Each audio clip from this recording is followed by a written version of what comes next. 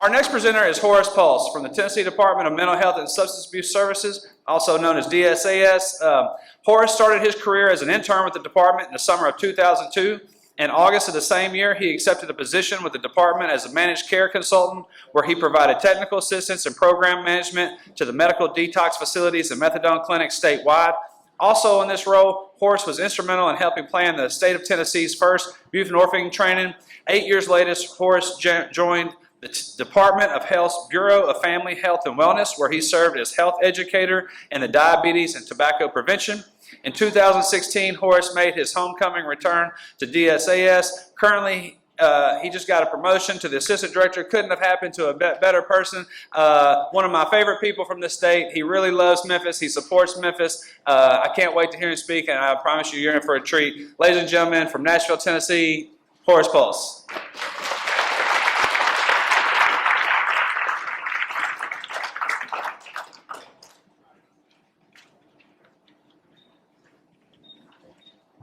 Well, that was some introduction, I tell you, but also, too, it wouldn't be fair if I got up here and I didn't acknowledge Jack White and his team for the amazing things that they're doing here in Shelby County. And throughout this presentation, I will be referencing Jack and his team a lot. Also, Jack, I'd like to say thank you for shouting out Jennifer Nguyen. She's a part of our team in the Office of Prevention. And I'm so glad to be here. Really nice crowd. So thank you for the invite, Jack, and let's dive in. Okay, so when we talk about the understanding the overdose epidemic, so what we've seen in Tennessee is pretty much the same as what we're seeing nationwide.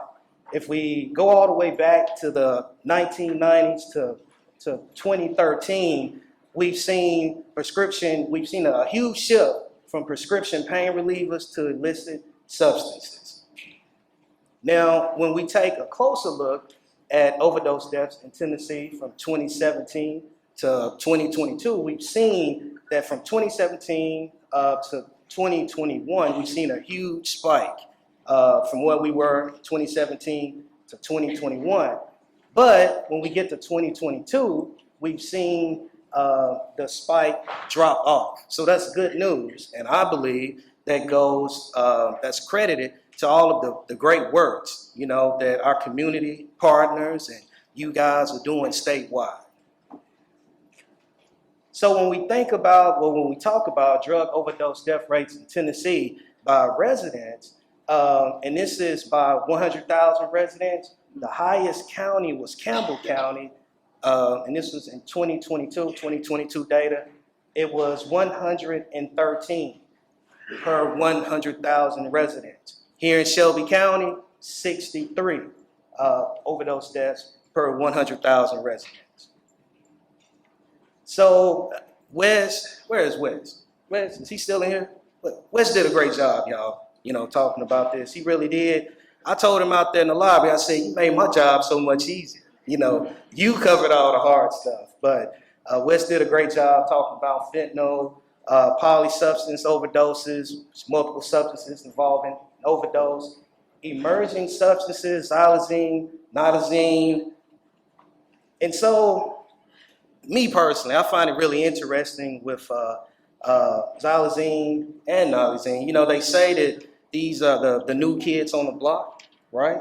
But they've been around, from my understanding, since the 60s, right? So I guess it holds true with that old saying when history repeats itself, right? So it's just one circle, it's just coming back around. But for its DEA lab samples in 2022, 23% of fentanyl powder had xylazine in it. 7% of fentanyl PLCs had xylazine in it as well.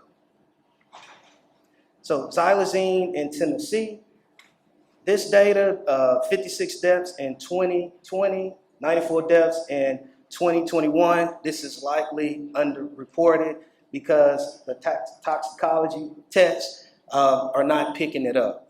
So that's the reason why it's underreported. We believe it may be more. Same thing with nilazines. The numbers, 52 deaths in Tennessee from 2019 to 2021.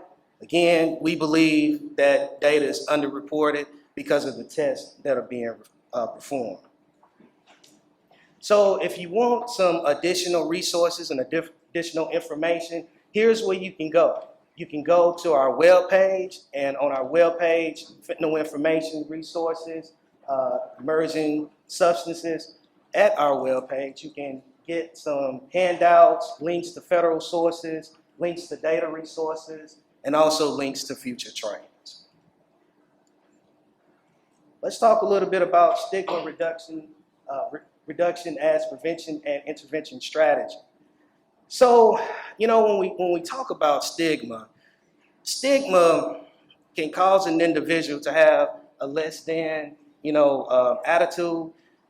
It can make an individual also feel like they're not worthy, right? And so when individuals have this mindset, it can cause them not to seek the resources and treatment options that are available for them. Delayed treatment can cause additional harm to an individual. So we really want to be careful about stigma, okay? So here's a really good quote, and I'll be honest with you, this is something that seems like my dad used to tell me when I was a kid. Watch your thoughts, they become your words. Watch your words, they become your actions. Watch your actions, they become habit. Yeah, I think my dad, that's probably his quote. He used to tell me that all the time when I was getting in trouble, but it holds true. So language matters. Who believes that? Raise your hands. Good, because language does matter. Language matters. We want to do away with labels and use person-first language. We want to say a person with a substance use disorder. We do not want to say addict or junkie. We want to say person living in recovery. We don't want to say an ex-addict. So language is very important as it relates to stigma. And so if you want to find some additional language resources, here they are. Our state, we have a language guide. And also, you can go to the National Institute on Drug Abuse, Advancing Addiction Science, and you will also be able to find a lot of resources available to help you out with language. So, harm reduction. So, basically, harm reduction is just meeting people where they are, okay? We understand, we know that everyone is not ready to quit at the same time. It's not a cookie cutting process, okay? So we have to meet people where they are. I was just watching a video that was being played, and the young lady was talking about her experiences. So we have to be very careful, and we have to meet people where they are. We have to take a non-judgmental approach. We have to also give it as an incremental process, okay? We have to sometimes give it little by little, to get to where we want to go, all right? We also have to keep in mind of the complex social factors that are out there that are affecting, individuals differently, okay? We have to keep in mind those. Also, we want to empower individuals to be able to make a positive change on their own. We want to empower individuals to be able to make these changes that they need as they seek the resources and treatment options that are available. So let's talk a little bit about individual and community prevention strategies and resources in our state. So effective prevention focuses on reducing those risk factors and strengthening protective factors. Does that make sense? A couple of head nods. That makes sense? Don't make sense? Okay, so when we talk about risk factors are those situations that have a higher likelihood of a negative outcome, okay? Just the opposite, protective factors, these are situations that have a lower likelihood of negative outcomes, which enhances positive outcomes, to take place. And so when we look at the prevention continuum of care, we have promotional strategies. Now, these are strategies that are gonna, prevention strategies that are gonna focus on environmental conditions, okay? Jack and his team, they do a really good job of going out into the community, addressing some of these needs. Also, when we talk about universal prevention, that's everybody, all right? We're giving it to everybody. We're putting out messaging, targeting everybody, all across Shelby County, all right? Then when we talk about selective prevention, we want to target individuals that may be at high risk. They may be in a situation where they may be at high risk, okay? So then when we talk about indicated prevention, we're targeting individuals that may have started, substance abuse, some, but not to the point to where they need treatment. So, harm reduction. I'm just gonna be honest with everybody in here.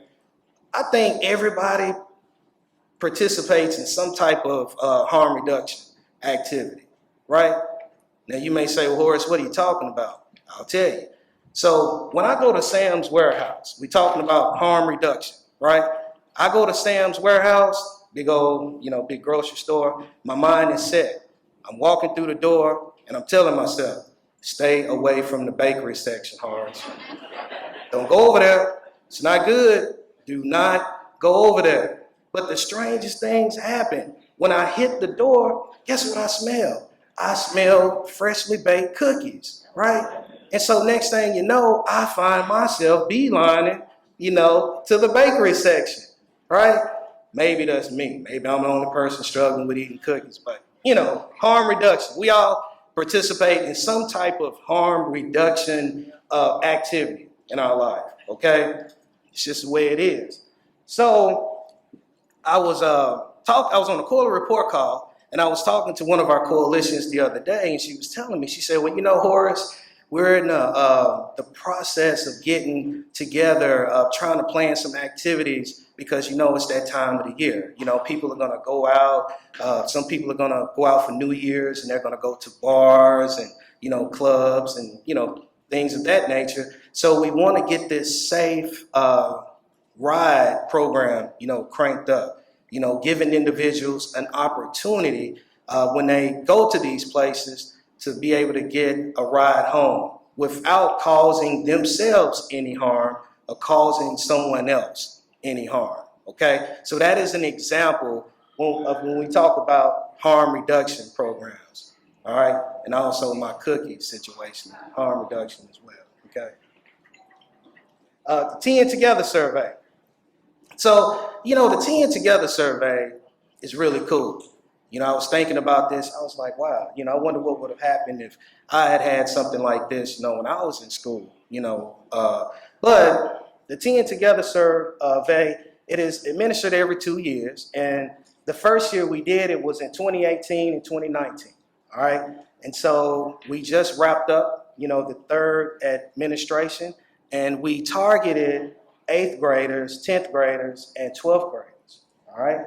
And basically how it works, our coalitions across the state, which I'll talk a little bit about as we move further into the presentation, but our coalitions, they have good working relationships with people in schools. They go out, they present it to the schools, and at that point, the schools have an opportunity to, take part in the presentation, take part in the program, okay? So this third year, there were 186 schools in 35 counties that participated, and 23,011 students were surveyed, the last year that we administered the survey. So we're really excited about our 10 Together survey. And here are some of the questions that were asked of the students. We asked about lifetime and past month substance use, age initiation, ease of access, and also because of the feedback that we got due to the prior administrations of the survey, we decided to expand our vaping section on the survey, and we also wanted to include some behavioral health questions in there as well. So past 30-day use, this is what we found, as you can see here, and I don't think this is alarming to anyone here, because we know that vaping and ends is something that's just really taken off, you know, with our kids, middle school, high school. So, but in all 3 years, you can see here that ends, e-cigs, was the most substance that was reported use within the past 30 days. Some more data that we collected from the 10 Together survey. So perceived risk of using substances.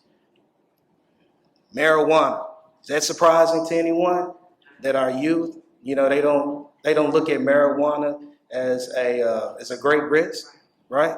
I'll tell you, I had a conversation. I was at one of the high schools in Montgomery County, and I was doing a presentation, and I was talking to one of the students, and he told me, he said, hey, you know, the people that smoke, you know, cigarettes, traditional cigarettes, we stay away from them. You know, they're not cool. So I looked at him. I said, well, what do you think about ends? Oh, they cool. They all right. You know, it's not the same. You know, they don't look at it as being the same. So then I wanted to take it a step further. I said, well, what about marijuana? He looked back at me and said, what about it? I said, well, what do you think about that? He said, well, you know, not like cigarettes. So I said, oh, okay. All right. But that just lets me know, you know, that we have work to do, you know, because how they perceive it, you know, they don't look at it as being something that's really bad. They don't look at it as being a great risk. So you may maybe thinking to yourself, and you may want to ask me, well, Horace, what are you guys doing? And these are some of the things that Jack and his team are doing, along with some of our other coalitions, well, all the coalitions across the state. So they're, you know, Jack and his team, they're putting together cool media campaigns. Some may include billboards, newspaper, radio, and other ads. We have fentanyl trainings that take place. Where is David? David, can you raise your hand? David, is he in here? Well, David is the ropes extraordinaire, you know, for Shelby County. You'll be hearing from him a little bit later. But there's fentanyl trainings that take place, tabling events like what you guys are experiencing outside. So all of these different ways in which, you know, we're putting information out there, letting everyone know, you know, about the increase in the perception of risk. So when we look at perceived access to substance, it's not surprising to me. Well, I'll ask you guys, is it surprising to you that RX drugs rank the highest each year of the survey? Right? But look at what was the lowest. And the reason why we don't have 2018 and 2019 available there is because during that time, the first year the survey was being administered, we didn't capture that data. But as you can look and tell here, from 2021 and 2022, 2023, vape devices, these are least fairly difficult to get their hands on, right? Have you talked to someone and kids, you know, they talk about how easy it is to get their hands on them. They get them from other kids, you know, at school, or maybe they may get them from an adult, you know, but the data shows from the survey that, you know, they're easy for the kids to get their hands on.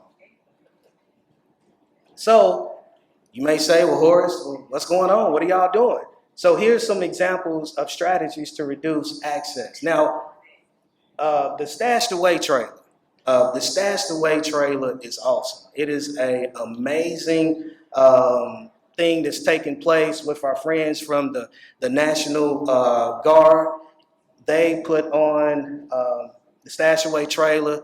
They'll bring it to your county. They set it up. It mimics a child's bedroom, and you walk through there, and you'll be able to see all the different hiding spots and different ways they go about hiding substances. So, then also we have Count It Like You Drop It. We have the National Drug Take Back Day, just to name a few of some of the things that Jack and his team and the other coalitions and our community partners are doing across the state to reduce access. So when we talk about family communication about the dangers of substance use, parents, and this is at least once in the past 12 months, parents are not really talking as much about RX drugs use as they are when it comes to alcohol, tobacco, and even vaping. All right, so we would like to see those numbers go up. So has anyone heard of the Talk to Hear You campaign? Raise your hands. Anybody familiar with it? Jennifer's familiar with it, but this is a really cool campaign, okay? There's a QR code, and let me ask another question. How many parents are in the house? A lot of parents? Everybody parents? Raise your hand. Great. You're the audience that I need to talk to as it relates to the Talk to Hear You campaign. So this is a really cool program that SAMHSA has, and what they're doing is that they're giving parents talking points on how they can talk to youth and engage in these challenging conversations, about substance use. Because sometimes it just happens. When we try to talk to our youth, our children, they shut down, right?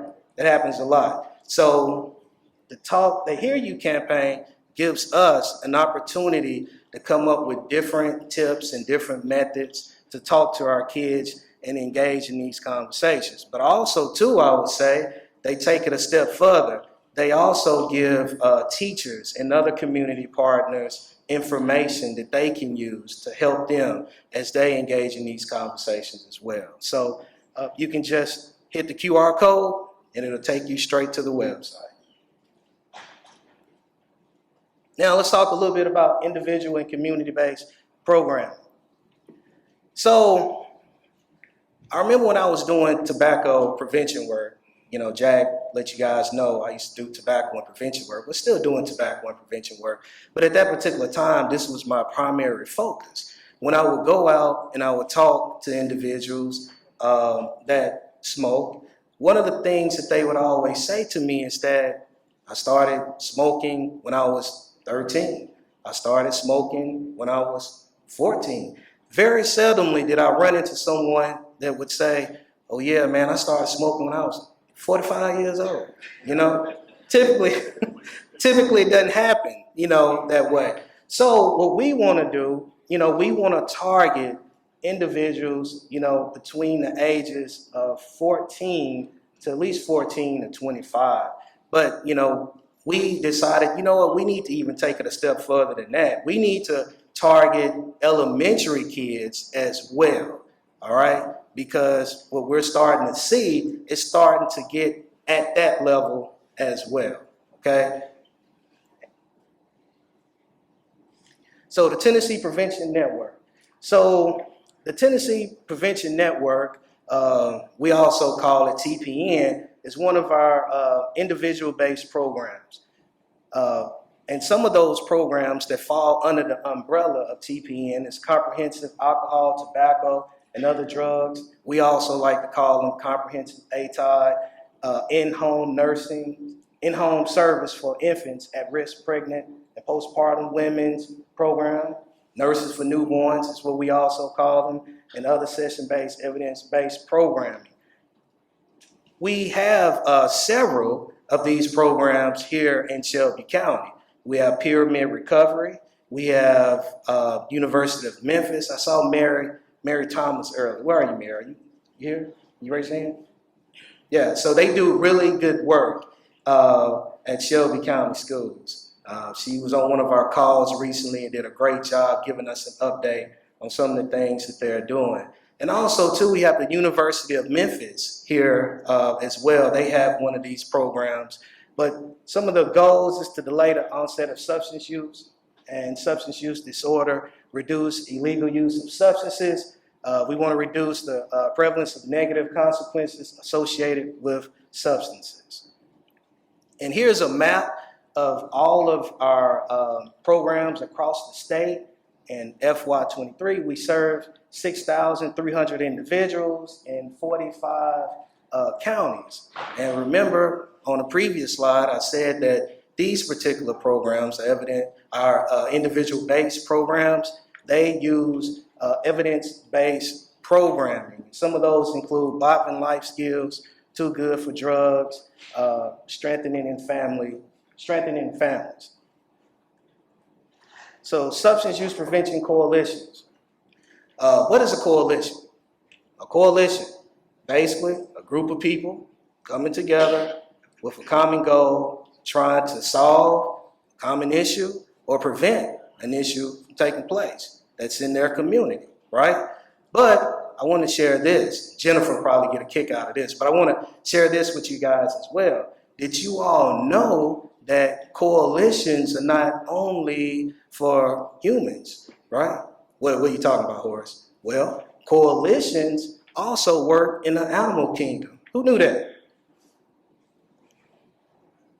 No one knew that? Okay, well, I'll tell you.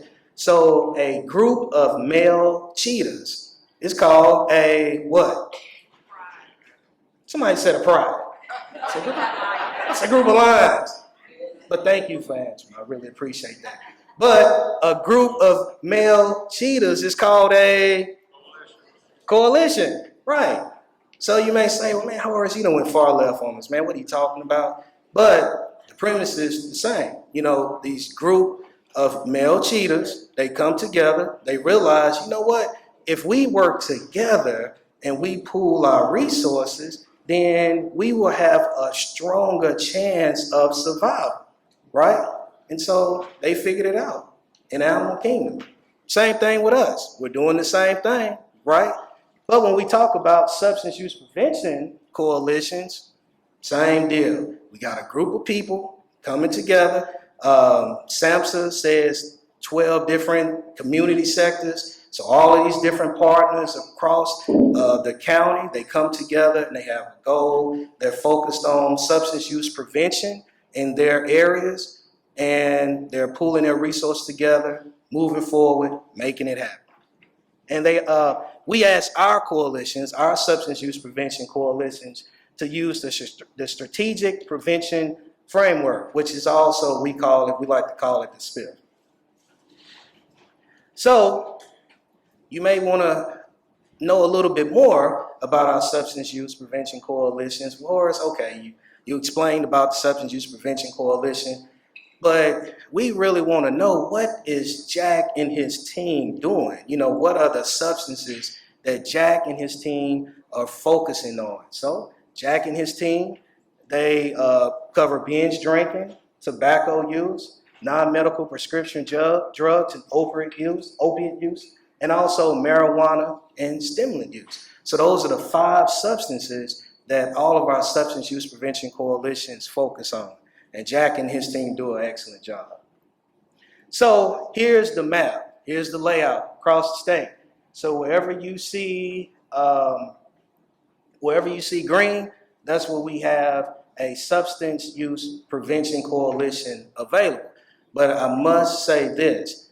These are the substance use prevention coalitions that we contract with at the state. Okay, they have a contract with us. There are other substance use prevention coalitions that are active across the state that we do not have a contract with currently, but we are still working with them. All right, so we have 47 coalitions across the state that we have a contract with, but we also was able to add some new coalitions. We jokingly call them the new kids, but Wilson County, Cannon County, and Greene County, and they're circled in red. So I just told you guys I was on a quarter report call, talking to one of our coalitions. So our coalitions, we make them do all this paperwork, y'all, and we have implementation plans, and in their implementation plans, they have 8 strategies, right? And these are the strategies that they focus on. They have activities, for each of these strategies. And so information dissemination, education, enhancing access, but reducing barriers, community resources and referrals, alternative activities, community-based process, physical design, environmental, social policy. Overdose prevention, 10 Save a Life program. So this is the program, and I don't want to steal too much of Dave's thunder, but this is the program that our ropes, are really active in, and they do a really good job. They focus on 3 areas: training and education, naloxone distribution, and overdose reversals. Our ropes, we call them ropes for short, but they're also regional overdose prevention specialists, have provided trainings, education, and outreach to more than 500,000 Tennesseans. Yes, you heard it right. Over 500,000 Tennesseans since 2017. All right. Naloxone distribution, the 10 Save a Life program has distributed more than 550,000 units of naloxone since 2017 to Tennesseans at high risk of overdose. That's a lot. They're really getting it done. Overdose reversals, more than 71,000 successful overdose reversals have been reported. But we believe the number is actually higher. So, fentanyl test strips. Has anyone heard of fentanyl test strips? Raise your hand. Great. That is awesome. Great. Good to know that. So, some of you guys pretty much kind of know how they work then. But fentanyl test strips, they became legal in our state in 2022. All right. Quick and easy to use. It's an evidence-based strategy that's highly correlated with behavior change. So it's a simple process. It's only 4 steps. You take the substance, you pour it in a cup, add a little bit of water, stir it, and you stick the fentanyl test strip in there. And at that moment, it will be able to determine if the substance has fentanyl located in it. So in the first year, this is what we found. 85% of respondents who noted at least one positive behavior change. That is really good. So they're starting to think about it. It's on their mind. All right. And also, too, they are starting to understand the risk. They're starting to modify their behavior in positive ways, which is good. And also 94% of respondents who felt better to protect themselves. And that's really a good thing too. Again, they was able to identify their risk. Individuals, we were able to, service providers were able to engage individuals and connect them to available resources that they probably did not know about or probably didn't have access to previously.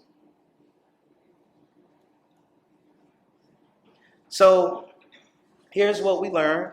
So substance, in this pie graph, and substances that were tested, 51% was meth, 20% was heroin and other opiates, 18% fentanyl, 5% cocaine, 6% others. The amount of positive fentanyl test strips in the kit, 34% was all, right? 17% was none, and 49% represented some. And so we're asking everyone to get involved. Get involved with these prevention activities. Hopefully you guys are already doing it, but if not, we encourage you to get involved with the DEA National Drug Take Back Day. May 10th, we had the National Fentanyl Awareness Day. And also, too, please utilize your drop boxes. Does everyone know what a drop box is? You know where your drop boxes are located in Shelby County? Well, if you don't know, you can talk to Jack White. He knows, all right? So let's get involved in these activities. And also, too, we have free trainings, all right? So we have free quarterly virtual trainings. This is Dr. Brian Winbingler. He has these trainings on fentanyl and emerging trends, and some of the training topics, trends and data in Tennessee, over-the-counter prescription and illicit substances, risk of overdose and recovery, basics of nitazine and xylazine. And we ask everyone to please register. Dr. Brian Winbingler, he does these trainings alongside with Kate Faulkner. And Kate Faulkner, she manages the ROPES programs. And speaking of Kate Faulkner, here's Kate Faulkner's information. And also definitely want to shout out our director of the prevention program. His name is Tony Jackson. So here is how to get in touch with our team. I'll hang around for a little bit for questions. And again, I want to say team because we are a team. You know, a lot of us are wearing different hats, but we're working together all for a common goal. All right, so let's keep up the good work. I really appreciate you guys inviting me to be here. Thank you so much.